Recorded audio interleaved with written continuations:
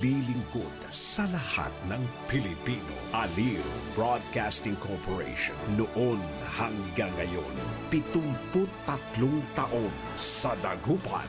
89.3 DWIZ. Nagbabalita ng tama, naglilingkod ng tama. Todo Balita, Lunes hanggang Sabado dito sa DWIZ-FM 89.3 News Radio Dagupan.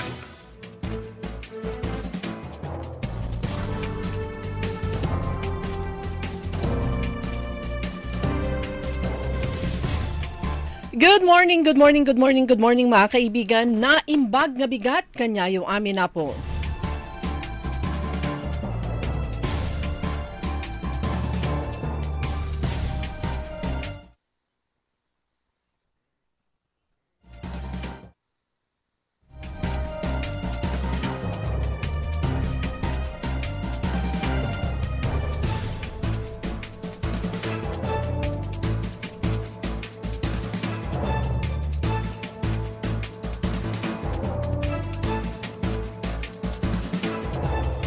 Araw ng Biyernes mga kaibigan, ngayon po ay January 16 at oras na ng ating programang Todo Balita at Komentaryo sa DWIZ Dagupan.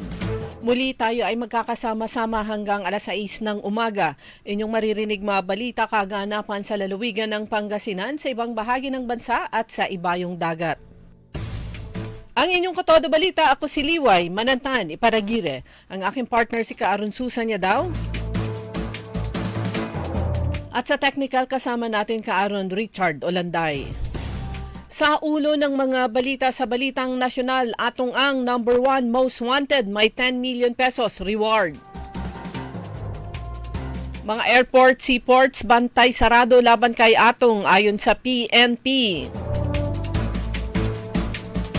Bansang Pilipinas hindi kasama sa visa suspension list ng Amerika. Sa balitang lokal,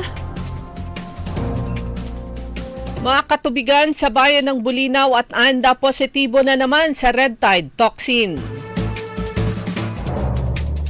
LGU Bayambang at GCash pinagplanuhan ang implementasyon ng upgraded Bayambang Community Service Card. Sa balitang pampalakasan, Philippine Sports Commission facilities patuloy na inaayos.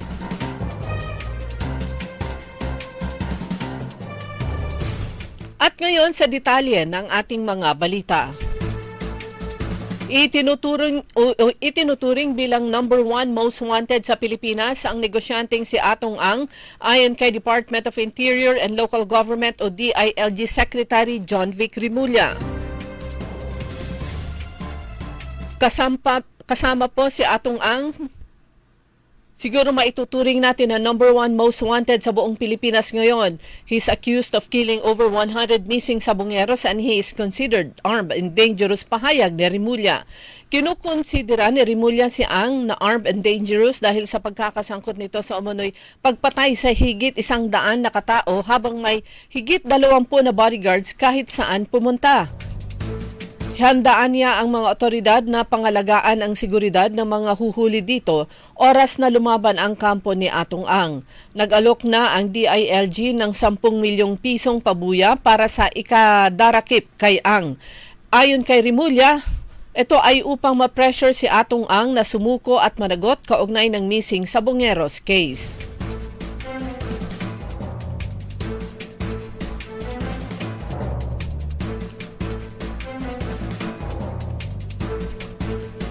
Sa kaugnay na balita, bantay sarado na ang lahat ng airports at seaports sa bansa laban sa posibilidad ng paglabas ng bansa ng negosyanteng si Charlie Atong Ang kaugnay sa kaso ng missing Sabongeros.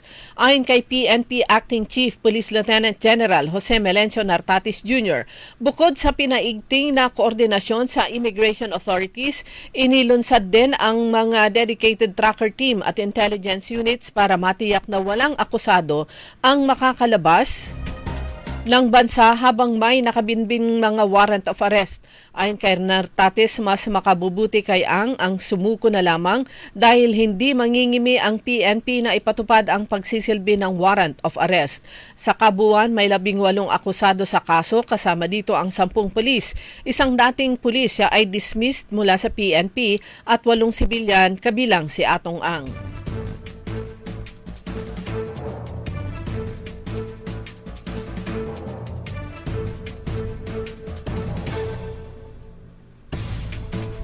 Nilinaw naman kahapon ni Philippine Ambassador Jose Manuel Romualdez na hindi kasama ang Pilipinas sa listahan ng mga bansa na suspendido ang pagproseso ng US visa. Ang pahayag ay ginawa ni Romualdez kasunod ng ulat na simula January 21 ay titigil muna ang Amerika, lalo na specifically ang US State Department, ang lahat ng visa processing para sa mga bisita mula sa 75 bansa.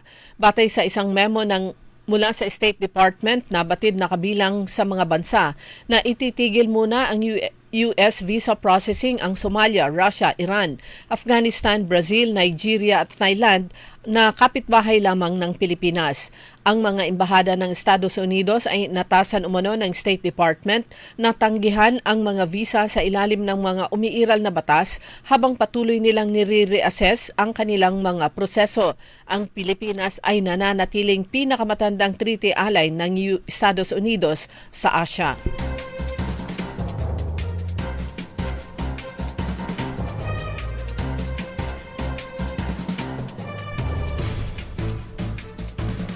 Nagkasundo ang pamunuan ng Bureau of Internal Revenue o BIR, TikTok Philippines na mapalakas pa ang digital tax education at pahusayin ang compliance bilang bahagi ng National Tax Campaign ng pamahalaan ngayong taong 2026. Ang hakbang ay ginawa sa isang meeting sa BIR National Office sa pagitan ng mga opisyalis ng BIR at TikTok team sa pangunguna ni Attorney Yves Gonzalez, Head ng Public Policy ng TikTok Philippines. Sa ilalim ng gagawing pagtutulungan ng magkabilang panig, susuportahan ng TikTok ang BIR sa pagpapakalat ng mga key tax messages sa pamamagitan ng short, platform-appropriate content at creator-led materials. Sa panig naman ng BIR, ito ay magbibigay ng on-site at online workshop sa TikTok tulad ng taxpayer registration, taxable income streams, filing at payment procedures at iba pang compliance issues. Sinabi naman ni BIR Commissioner Charlie Mendoza na mahalaga ang digital platform sa pag-promote ng voluntary tax compliance kung saan madaling maabot ang mga taxpayers hinggil sa pagpapalawak ng impormasyon na may kinalaman sa pagbubuwis. Dumako naman tayo sa mga balitang lokal. Base sa eksaminasyon sa laboratorio na isinagawa ng Bureau of Fisheries and Aquatic Resources Region 1, ang mga nakolektang shellfish meat sample sa mga katubigan ng Bulinaw at Anda ay positibo ng red tide toxin. Habang hinihintay ang paglabas ng National Shellfish Bulletin, ang publiko ay pinapayuhan na iwasan muna ang pagkuha, pagbibenta at pagkain ng anumang uri ng shellfishes at alamang mula sa katubigan ng mga nasabing lugar. Ito ay sa Bulinaw at Anda. Ang ibang lamang dagat gaya ng isda, pusit, alimango at hipon ay ligtas kainin. Basta ang may ito ay sariwa na tanggalan ng laman loob at nahugasan ng maigi sa dumadaloy na tubig bago iluto. Samantala, ang BIFAR ay aktibong sinusubaybayan ang katubigan ng Bulinaw at Anda upang masigurong ligtas ang publiko. Pinagplanuhan naman ng lokal na pamahalaan ng Bayambang at ng G-Exchange Incorporated ang mga susunod na hakbang upang masimulan ang paggawa ng Bayambang Community Service Card. Ang kanilang meeting ay ginanap kahapon, January 15, sa Information and Communications Technology Office sa munisipyo. Kasama si Marvin Valdez ng GCAS, ang mga kawani ng ICTO, na pag-usapan ang naunahing i-register ang mga empleyado ng lokal na pamahalaan at mga sektor na tumatanggap ng buwanang tulong mula sa lokal na pamahalaan. Balak sundan ng mga sektor na may natatanggap din na tulong mula sa national government katulad ng mga magsasaka at tricycle operators and drivers. Matatandaang pumirma sa isang Memorandum of Agreement ang LGU Bayambang at ang GCAS noong November 3, 2025 para i-upgrade ng community service card ng LGU upang magkaroon ng financial services. Sa pamamagitan ng Bayambang Community Service Card na may financial services, mas madali nang makakakuha ng financial assistance ang mga kababayan nila mula sa lokal na pamahalaan. Dumako naman tayo sa mga balitang pampalakasan. Patuloy ang ginagawang renobasyon at pagpapaganda ni Chairman Patrick Gregorio sa mga pasilidad ng Philippine Sports Commission katuwang ang Department of Public Works and Highways. Kabilang sa mga key projects ng Philippine Sports Commission at DPWH ang renovation sa Felicissimo Ampon Tennis Center sa maalamat na Rizal Memorial Sports Complex sa Malate, Maynila. Ang pasilidad ang gagamitin para sa bigating WTA 125 Philippine Women's Open na papalo sa January 26 hanggang 31. Ito ang kauna-unahang Women's Tennis Association tournament sa bansa. Samantala, walang ibang nasa isip ng nagdidepensang San Miguel kundi ang iligpit ang utol nito na Barangay Ginebra para maiktakda ang kanilang finals rematch ng TNT Tropang 5G. Tangan ang 3-2 lead, pipilitin ng Beermen na tapusin ang Gin Kings mamayang alas 7:30 ng gabi sa Game 6 ng kanilang Season 50 PBA Philippine Cup Best of 7 semifinal series sa Smart Araneta Coliseum. Nilasing ng San Miguel ang Ginebra sa Game 5 sa score na 115 kontra 109 para makabangon sa naunang 91 kontra 105 na kabiguan sa Game 4. Yan ang kabuuan ng ating mga balita sa Todo Balita, ang inyong tagapagbalita. Ako si Liway Manantan Iparagire. Ang oras alas 5:18 ng umaga. Hoy mga suki, hanap nyo ba ay mga murang bilihin, malinis at sariwang pagkain sa pang-araw-araw at handaan tuwing may okasyon? May suggestion kami sa iyo. Tayo na sa Macador Market na kung saan inyong mabibili ang mga mura, sariwa, malinis at ligtas na bilihin tulad ng karne ng baboy at baka, manok, isda, gulay at iba-ibang sangkap sa pagkain. Matatagpuan din sa Macador Market ang dry goods, groceries, eateries at fruit section. Kaya ano pang hinihintay nyo? Gawing bongga ang handa mo everyday with Macador Market. Macador Market is open from 4 a.m. to 8 p.m.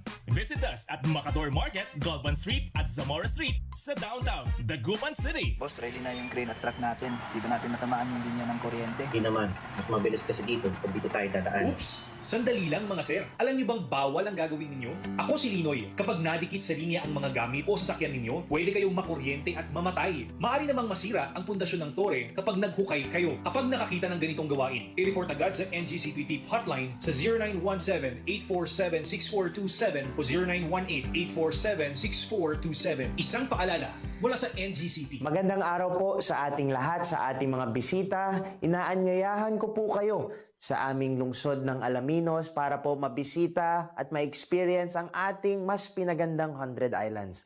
Marami na pong pagbabago sa ating mga isla at sana makita namin kayo dito sa aming lungsod para po makapag-swimming, makapag-enjoy kasama ang inyong barkada at ang inyong pamilya. Tara na! Dito sa Alaminos City para sa ating 100 Islands. Ang patuloy na pagpapaganda sa 100 Islands National Park at lungsod ng Alaminos ay pinangungunahan ni Mayor Art Brian Celeste. Liway Manantan At Susan Yadaw. sa Todo Balita.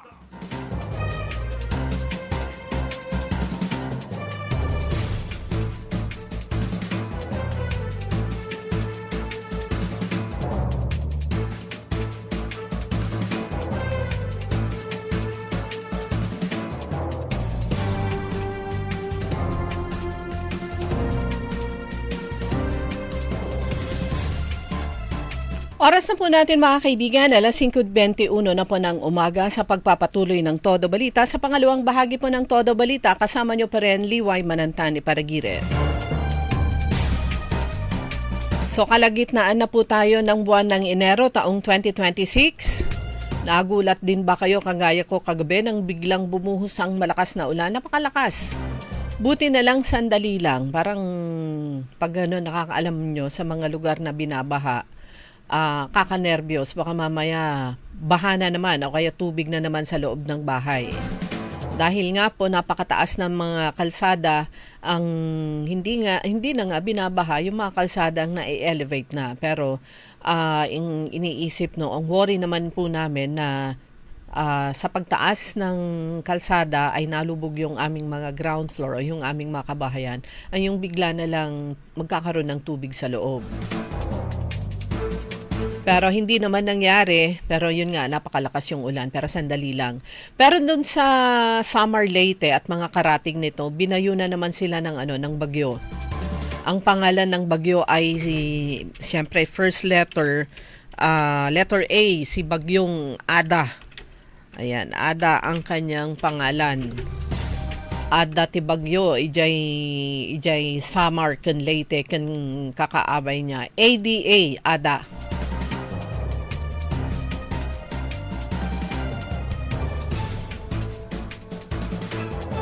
Yan, pagdasal po natin yung ating mga kababayan doon, apektado ng bagyo, at sana po ay tumigil na yung pagbuhos ng ulan doon. Sila na naman yung buena mano. Pero tayo po dito, okay naman po tayo at sana patuloy pong ganito. Huwag muna sanang bumagyo, huwag muna sanang umulan. Enjoy muna natin itong init ng panahon. Pero medyo malapig pa naman sa gabi hanggang madaling araw. Ngayong araw mga kaibigan, Talong Festival dyan naman sa bayan ng Villasis. Bahagi po ito ng kanilang selebrasyon ng kanilang fiesta. Ayan, ang kanila week-long yung kanilang fiesta at yung activity ay ngayon, yung Talong Festival ay isa sa mga huling activities sa kanilang Town Fiesta 2026. So base dito sa sa schedule January 16 Friday Talong Festival, magkakaroon mamayang alas 7 umpisa po ng mga activities, magkakaroon ng field demonstration, nakaugayam, nakatugaw competition. Ayan, hindi na kaya na nga sa awan dyan, nakatugaw, nakaupo competition. Tapos, alas 7 po yan sa Villasis Activity Center.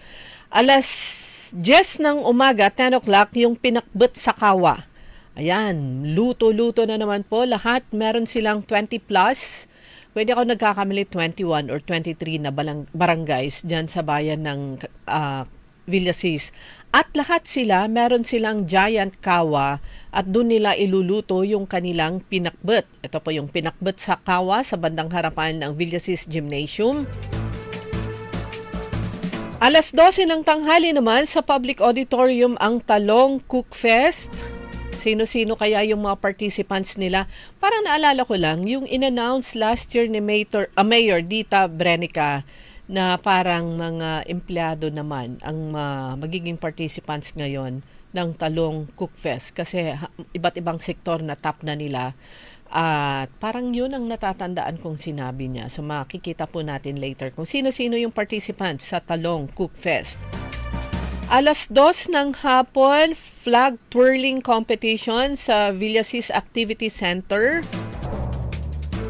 And then mamayang gabi, mag-uumpisa ng alas 7 ng gabi sa Villasis Activity Center ang concert and grand fireworks display.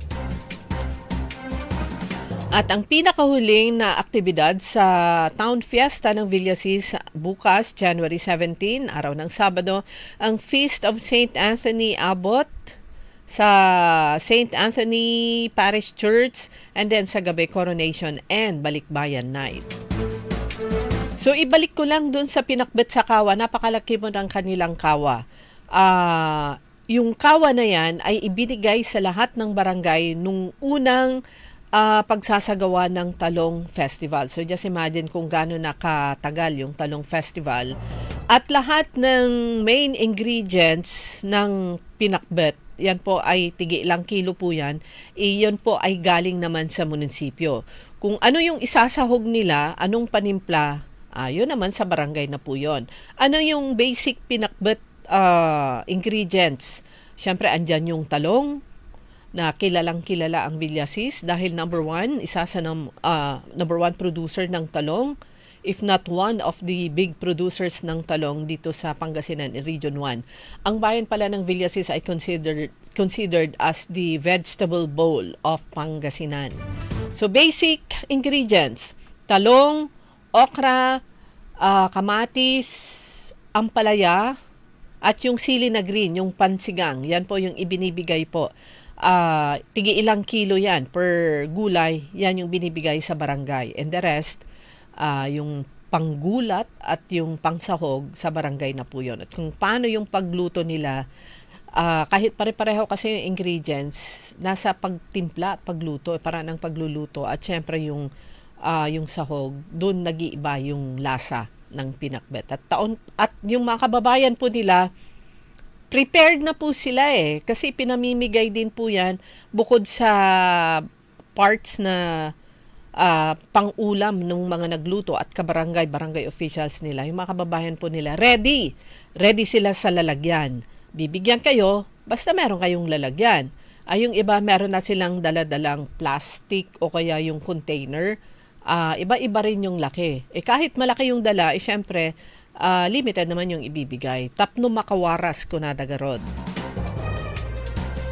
So yan, patapos na.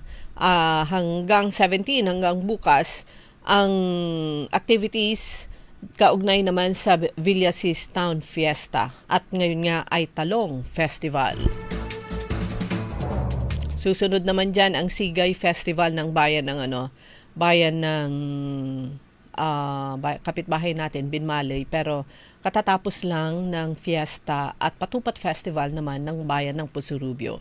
So, halos lahat na ng bayan at lungsod dito sa sa Pangasinan meron namang kanya-kanyang festival.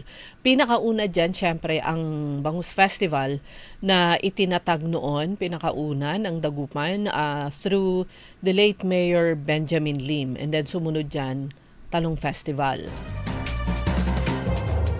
And then, syempre, yung mga cities, Dagupan, Bangus Festival, San Carlos City, Mango Bamboo Festival, ang Urdaneta, hindi ko maalala yung festival nila, pero meron din po sila niyan. Ang Alaminos City, meron silang 100 Islands Festival. Sa buwan naman po yan ng March. At syempre, yung pinaka-traditional at pinakauna naman sa lalawigan ng Pangasinan at ang nagpapatakbo po niyan ay ang provincial government, ang Pistay Diet. Ang Pistay Diet, actually before, ay lang po yan, May 1. Sabi ko nga, ang May 1, dito sa Pangasinan, mas kilala sa selebrasyon ng Pistay Diet kesa yung Labor Day. Na ang punong abala naman po dyan ay ang Department of Labor and Employment. Ayan, matagal na, pinakamatagal yung Pistay Diet hanggang ang provincial government, yung mga nakaraang administrations, yung mga manas na una pa, ay ginawang week-long yung celebration, may mga activities, may mga traditional events. There was a time na isang buwan dahil may mga exhibit, may mga trade fair, etc. etc. So, antabayanan po natin kung yung ilalabas na schedule naman later on ng provincial government kaugnay sa selebrasyon ng Pistay Diet ng Pangasinan. Siyempre kasabay niyan yung Bangus Festival ng Dagupan, and pagdating ng May 1, yan na po yung Pistay Diet. Celebrated as Pistay Diet din dito sa Dagupan.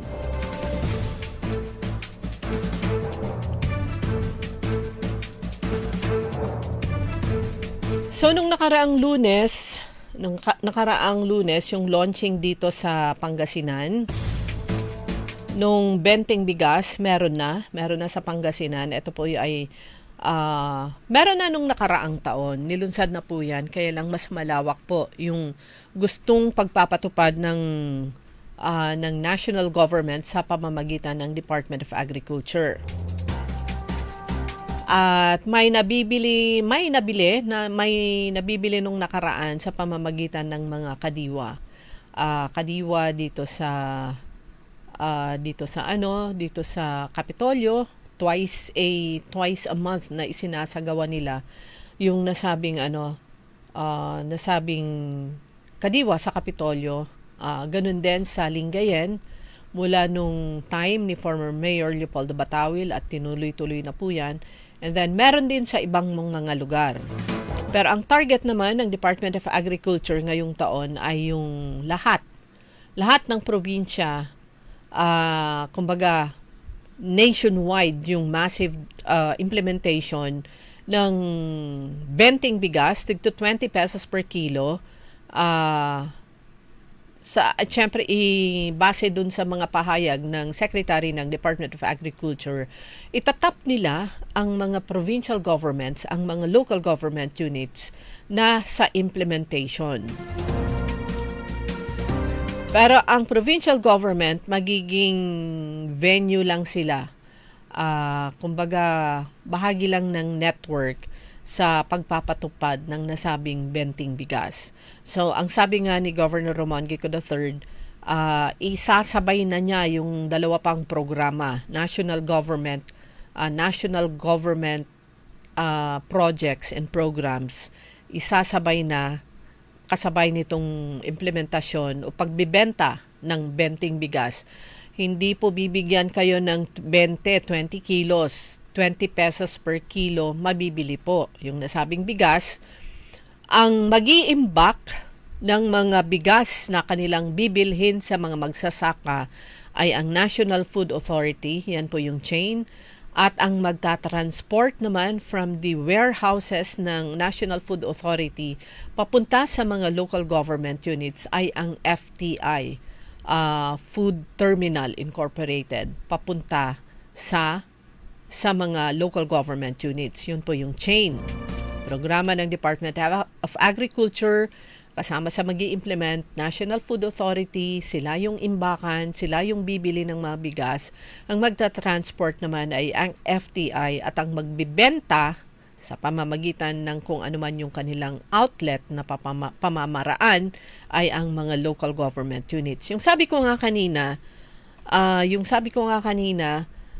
sa programa, dun sa programa na ginanap nung Lunes, yung launching, tama ba Lunes ba yun? Parang hindi eh.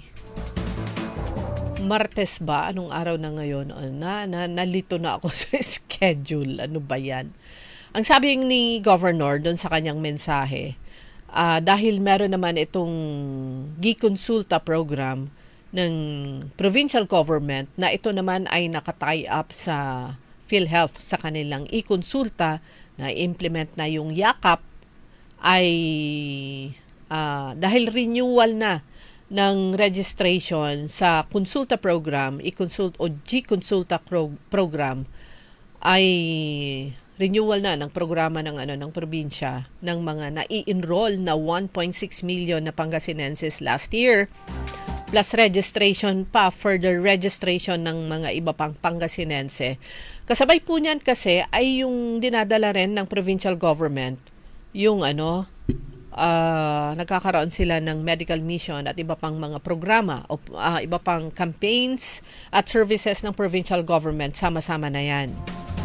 So ang sabi ni Governor, dahil kailangan dun sa registration na ng para sa yakap o sa continuation pa rin ng e-consulta plus G-consulta, kailangan yung mga register daw doon.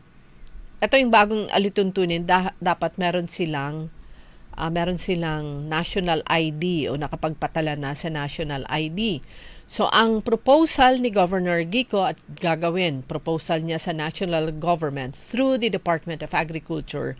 Pero alam po natin, implement na dito sa Pangasinan. Itatap na rin nila, isasama na rin nila ang PhilSys ng PSA, Philippine Statistics Authority, para naman sa registration para sa national ID ng mga Pangasinense na hindi pa nakapagparehistro o wala pang national ID. So, 3-in-1 na yung mangyayari.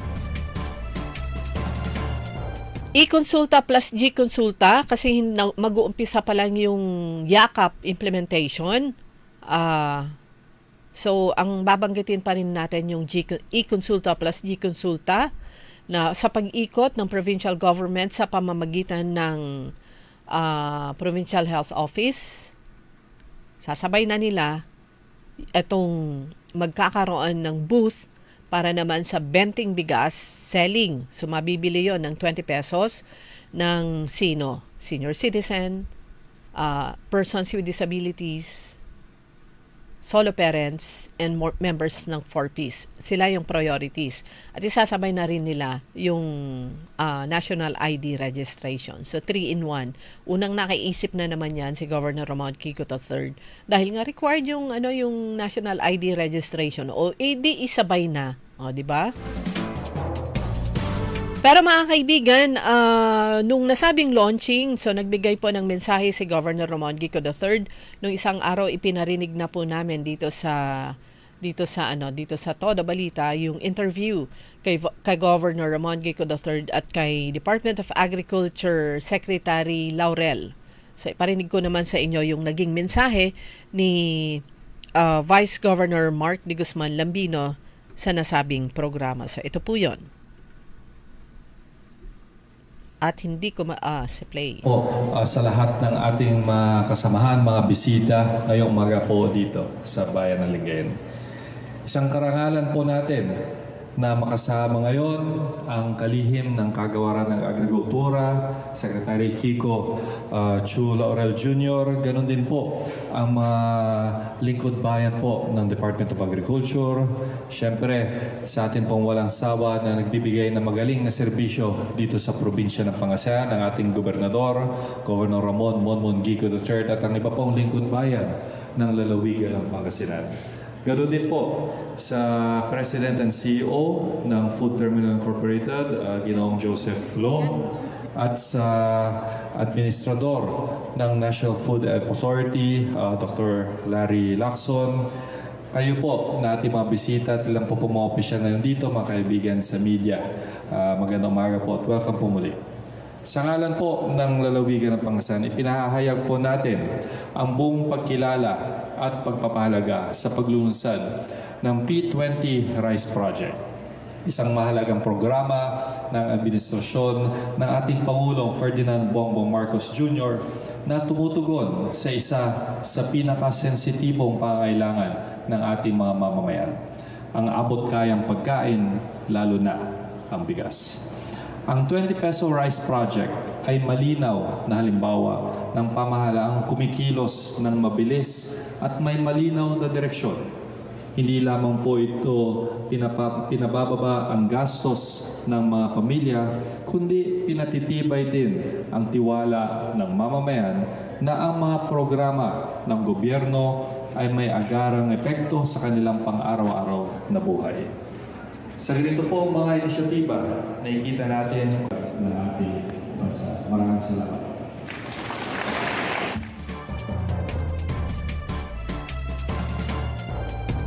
So yan po si Vice Governor Mark de Guzman Lambino, biglang naputol, no, kasi nailayo ko yung aking cellphone na nagre-record. So, mga kaibigan, ang maidadagdag ko lang dyan, relax muna po kayo, mag-antay po ng mga announcements mula sa provincial government kung paano yung kailan mag-uumpisa, dahil ang probinsya, meron po siyang allotment na I think 200 kavans o 200 sacks of rice bawat baba o bawat turnover. Hindi ako sure kasi kung per month po yun yung 200 na sako ng bigas, natig 50 kilos. So, i-compute nyo, ganun lang kalimitado. And then, pag naubos na, i-replenish na naman po yun.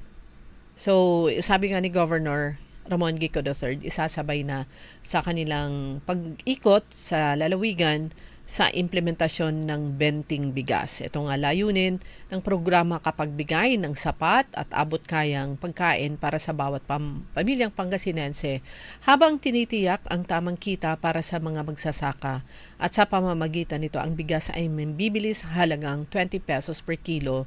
Pero ulitin ko, hindi po readily available po yan na merong buying station sa Kapitolyo or anywhere. Ano pa lang, January parang ipopolish po yan. Aayusin ng provincial government kung paano nila i-implement. Pero andun pa rin po yung commitment ng provincial government sa mga magsasaka na kasali po sa tinatawag na itong programa na inintroduce din nung mga nakaraang taon ni Governor Gico, yung corporate farming. Para sa mga magsasaka na nagtatanim ng palay, sa corporate farming, yung mga magkakatabi na mga lupa na pag-aari ng iba't ibang farmers, para iisang klase ng palay yung kanilang itatanim, pare-pareho yung gagamitin na nilang mga abono at mga iba't ibang input, sabay-sabay yung kanilang pagtatanim para later on sabay-sabay yung kanilang pag-ani. So meron din pong assistance na ibibigay ang provincial government sa mga farmers, Pangasinense farmers na in-embrace at kasama dito sa tinatawag na corporate farming. Oras na po natin mga kaibigan, alas 5:42 na ng umaga. Babalik po tayo pagkatapos ng ilang paalaala. That time check was brought to you by ACS Manufacturing Corporation, ISO certified world-class quality. That time check was brought to you by Bingo Plus. Bingo sa saya, plus sa panalo. Gaming is for 21 years old and above only. Game responsibly, keep it fun. Ladies and gentlemen, the new face of your favorite resto bar in Dagupan City. The original party place in town. The Music Warehouse Club, Dagupan City. No need to go to Manila's top bars like Silo and BSK Club. Dagupan has it all. Fully air-conditioned with free entrance, free parking, and restrooms for all. Doors open at 7 p.m. Do well, live well, and dress really well. Find us at Paris Street, Barangay Pogo Chico. Contact us at 075-522-2617. Reserve your tables now. Mari, ang dami naman mga tuyong dahon dito sa ilalim ng tore. Mabuti sigurong magsiga tayo para matanggal ng mga to. Hep! Mga misis, mapanganib ang inyong gagawin. Ang makapal na usok na dulot ng pagsisiga, malapit o sa ilalim ng mga linya ng kuryente ay maaaring maging sanhi ng malawakang brownout. Naku, perwisyo yun sa ating lahat. Buti na lang hindi tayo nagsiga, Mare. Salamat, Linoy. Kapag nakakita ng ganitong gawain, i-report agad sa 0917-847-6427 o 0917-847-6427. Isang paalala mula sa NGCP. Kaya sabay natin paghandaan ang kinabukasan. Sa Fortune Life, maaasahan mo tapat ako sa aking pangako. Para sa compulsory insurance coverage for agency-hired migrant workers, Fortune Life Insurance. Securing your tomorrow today. Hoy mga suki, hanap nyo ba ay mga murang bilihin, malinis at sariwang pagkain sa pang-araw-araw at handaan tuwing may okasyon? May suggestion kami sa iyo. Tayo na sa Macador Market na kung saan inyong mabibili ang mga mura, sariwa, malinis at ligtas na bilihin tulad ng karne ng baboy at baka, manok, isda, gulay at iba-ibang sangkap sa pagkain. Matatagpuan din sa Macador Market ang dry goods, groceries, eateries at fruit section. Kaya ano pang hinihintay nyo? Gawing bongga ang handa mo everyday with Macador Market. Macador Market is open from 4 a.m. to 8 p.m. Visit us at Macador Market, Galvan Street at Zamora Street sa downtown Dagupan City. DWIZ Liway Manantan at Isusan Yadaw sa Todo Balita. Oras na po natin mga kaibigan, napakabilis ng oras, alas 5:45 na po ng umaga. Good morning po sa ating mga suki dito sa DWIC Dagupan. Good morning kay Madam Roske, happy birthday, how are you? Kay Oscar Dolormente, kay Ernesto Mosada Jr., kay Sir Napoleon Ko, ganun din kay Kaaron Graciel Damatro at kay Nanay Dading. Kasama na siyempre si Achicora Aquino at Kuya Marjan sa may Barangay Tabeng. Kay Loretta de Guzman, Glory Sanchez Maramba, Sir Roberto Nimer, Sir Gigil Cruz Beltran at kay Ma'am, magandang umaga po sa inyo. Ganon din sa manager ng Land Bank Downtown Branch dito sa lungsod ng Dagupan. At yung iba pa na naiwan ko yung listahan ko, nakapagsulat na ako. Alam po namin na marami po kayo na sumusuporta at patuloy na nakikinig dito sa ating Todo Balita at sa programa ni Kaaron Orly Navarro's ang Orly in the Morning. At syempre yung iba talagang maghapon na nasa DWIC hanggang sa hook-up programs ng DWIC 882.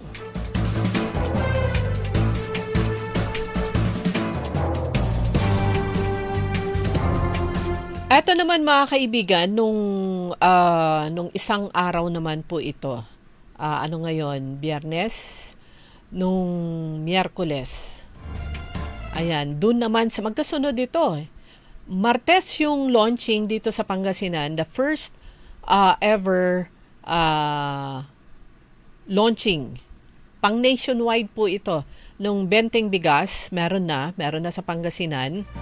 Yung mas malawakang implementasyon dahil meron naman na last year ng ilang implementation sa pamamagitan ng Kadiwa, ay nung Miyerkules naman, launching din the first in the country nitong carp tindahan. Ito po ay tindahan. Ito po ay store na ang mabibili po doon ay mga proud products, mga produkto ng ating mga kababayang magsasaka mula sa Pangasinan, La Union, Ilocos Sur at Ilocos Norte. Ito yung first ever, ang tawag po nila ay CARP, Comprehensive Agrarian Reform Program. CARP tindahan, it's a store, it's a pasalubong center. Hindi man ipapasalubong, pwede kayong bumili doon, lalo na kung mapapadaan kayo sa area na yan, dyan sa bayan ng Asinggan. Alam niyo yung malapit doon sa mga nagtitinda ng mga nilagang mais. Malapit na po yan sa tulay na magdudugtong dudugtong nito yung bayan ng Asinggan at saka Santa Maria. Andun po yung yung Samahang Nayon, Bantog Samahang Nayon Multipurpose Cooperative. Isa pong multi-millionaire na kooperatiba na nag-umpisa sa maliit, sa pagtitinda ng gatas ng kalabaw. Hanggang sa lumaki ng lumaki, multi-millionaire na sila ngayon at ang produkto nila ay hindi na lang yung pasteurized na gatas ng kalabaw. Meron na silang choco milk na inumin, meron na silang strawberry milk, meron silang pastillas, meron na rin silang mga meat products, Carabao meat products. Ngayon, meron na silang store. Sila yung tumanggap ng hamon at sila yung tinap ng Department of Trade and Industry Pangasinan para namang maging host, maging lugar nung nasabing CARP tindahan. Ito po ay landmark project sa ilalim ng Comprehensive Agrarian Reform Program at ang mga magsasaka na merong mga negosyo, meron mga produkto, food products at iba pang produkto na pwedeng dalhin at i-display at ibenta sa nasabing CARP tindahan ay yung mga agrarian reform beneficiaries o ARB. Sila po ay na-cover ng Comprehensive Agrarian Reform Program. Noon pa kasi sinasabi po ng national government na dapat ang mga magsasaka ay hindi lang nakakonsentrate o kaya nakafocus sa pagsasaka, kundi sila din ay mga negosyante. So meron silang mga produkto, meron yung cornic. Ang cornic hindi na lang sa Ilocos nabibili, meron din dito sa atin kasi marami naman yung nagtatanim ng mais. Meron silang alak. Ayan, yung isa sa mga naka-display doon ay mulberry wine. Yung producer, yung winery niya, yung pagawaan, taga-Asinggan siya, so doon.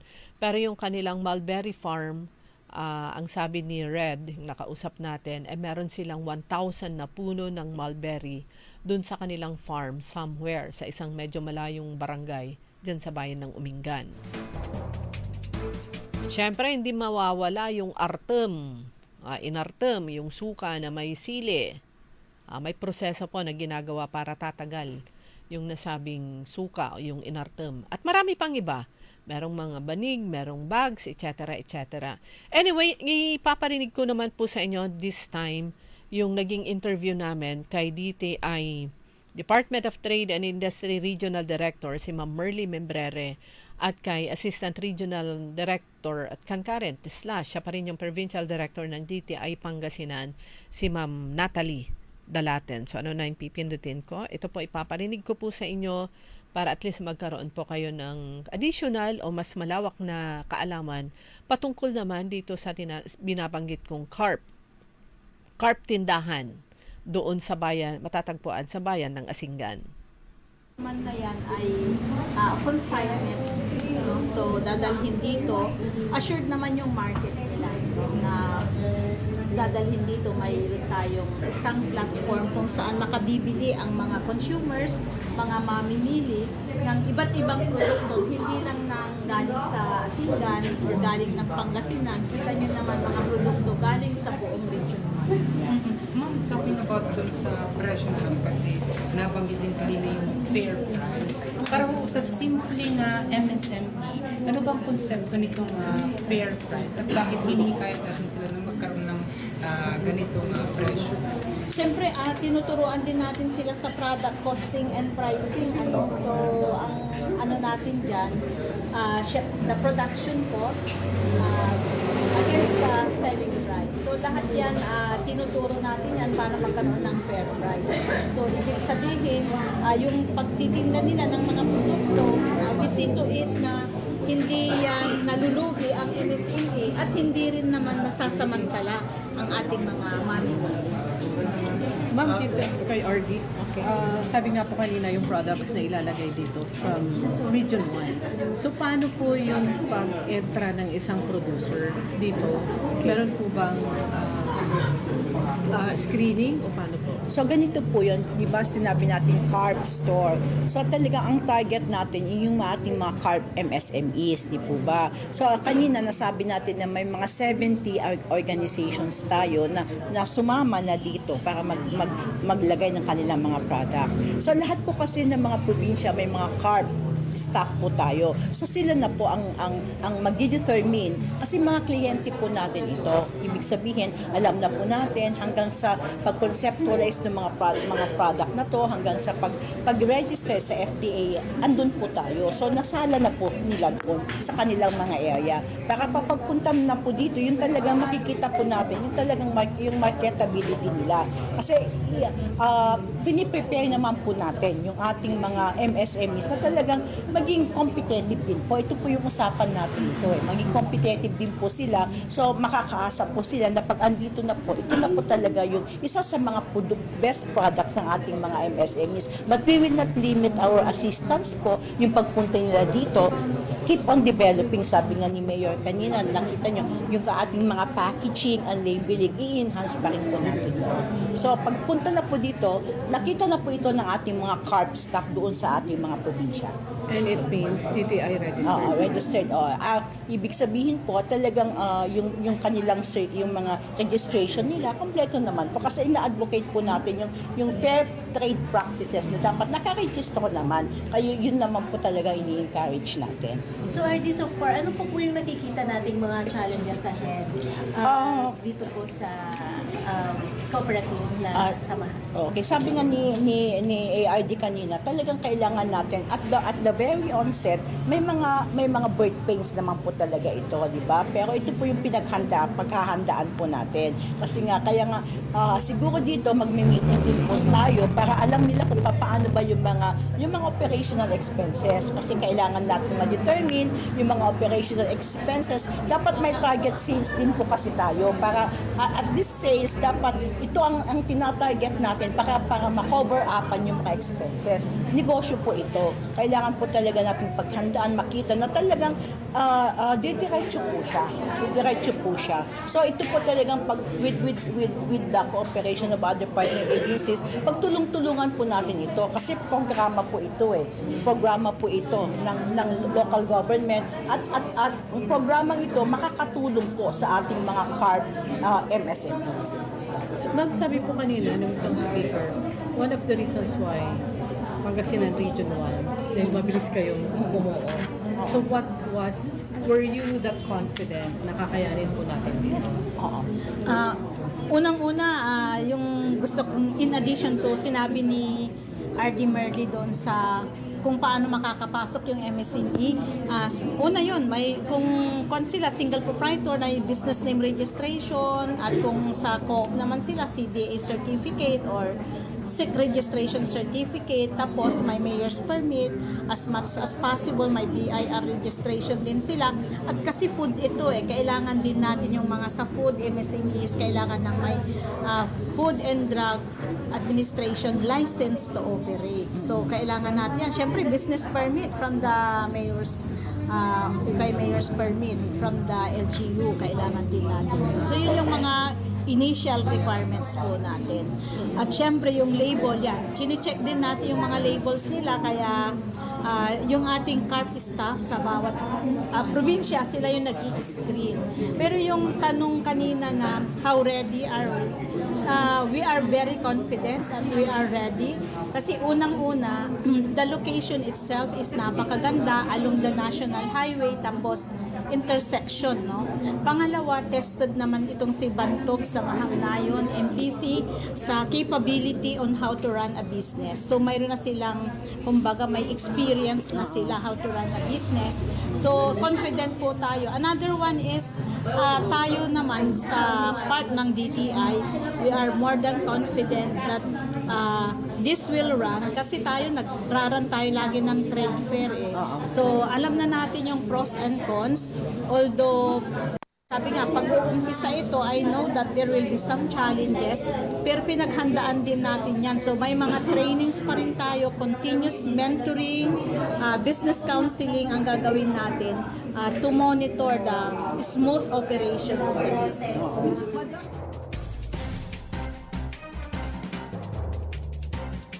Okay, so narinig nyo po yung dalawang tinig po. Tinig po yan ni DTI Regional Director Merly Membrere at saka ni DTI Assistant Regional Director and Provincial Director dito sa Pangasinan, si Ma'am Natalie Dalaten. Medyo mahaba po ito pero sa susunod baka sakaling maiparinig ko yung iba pong bahagi pa rin. So very clear po yun. Sabi nga ni Ma'am RD, Regional Director Membrere, meron ng 70 na mga organizations. Ito po yung mga cooperatives at mga individual na mga entrepreneur na kasali sa nasabing na approved na sila. Pwede silang magdala, consignment ng kanilang mga produkto doon sa CARP tindahan dyan sa bayan ng Asingan. Ulitin ko, nasa building po yan ng Bantog Samahang Nayon Multi-Purpose Cooperative. Meron silang 2-story building, andun na yung production center nila.